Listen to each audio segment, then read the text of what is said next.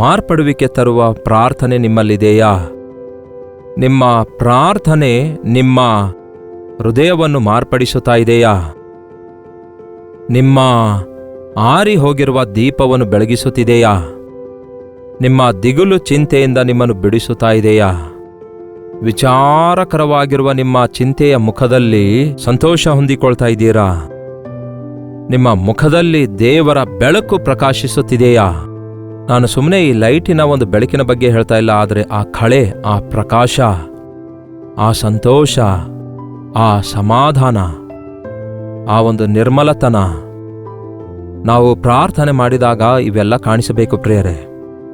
ನಮ್ಮ ಮುಖದಲ್ಲಿ ವಿಶೇಷತೆ ಕಾಣಿಸಬೇಕು. ನಮಗೆ ಬಹಳ ತಪ್ಪು ಅಭಿಪ್ರಾಯವಿದೆ, ಪ್ರಾರ್ಥನೆ ಅಂದ ಕೂಡಲೇ ಒಂದು ಅಳುಮುಖ ಇಟ್ಕೊಳ್ಬೇಕೆಂದು. ಪ್ರಾರ್ಥನೆ ಅಂದರೆ ಅಳುವ ಮುಖ ಇಟ್ಕೊಂಡ್ರೆ ಪ್ರಾರ್ಥಿಸಿದಂತೆ ಭಾವಿಸುತ್ತಾರೆ. ನಿಜವೇ, ಅಳ್ತೇವೆ. ನಮ್ಮ ಪಾಪಕ್ಕೋಸ್ಕರ ಪಶ್ಚಾತ್ತಾಪದಿಂದ ದುಃಖ ಪಡ್ತೇವೆ. ನಾವು ನಮ್ಮ ತಪ್ಪಿಗಾಗಿ ರೋಧಿಸ್ತೇವೆ. ಆದರೆ ಆಮೇನೆಂದು ಹೇಳಿದ ನಂತರ ಮುಗಿದೋಯ್ತು, ನಿಮ್ಮ ವಿಚಾರ, ದುಃಖದ ಸಮಯವೆಲ್ಲ ತೀರಿ ಹೋಯ್ತು, ನಿಮ್ಮ ಚಿಂತೆ ಹೋಗಿ ಸಂತೋಷವಾಯಿತು. ಅದೇ ರೂಪಾಂತರ ಹೊಂದುವಂಥದ್ದಾಗಿದೆ. ನೀವು ಹೋಗುವಾಗ ಒಂದು ರೀತಿಯಾಗಿ ಪ್ರಾರ್ಥನೆಗೆ ಹೋಗ್ತೀರಿ, ನೀವು ಪ್ರಾರ್ಥಿಸಿ ಆಮೇನಂತ ಹೇಳಿ ಎದ್ದು ನಿಂತಾಗ ಆ ಮಾರ್ಪಡುವಿಕೆ ಕಾಣಬೇಕು.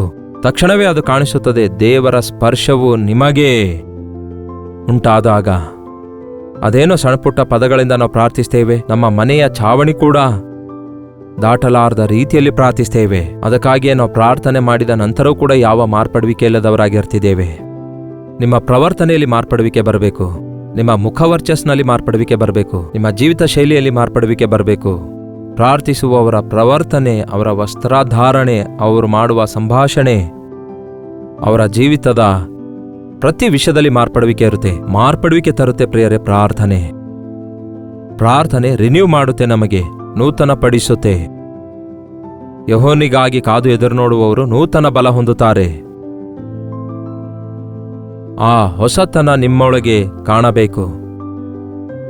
ಎಷ್ಟು ಜನ ನೀವು ಪ್ರಾರ್ಥಿಸಿದ ನಂತರ ನೀವು ಮಾರ್ಪಡುವಿಕೆ ಹೊಂದುತ್ತಾ ಇದ್ದೀರಿ?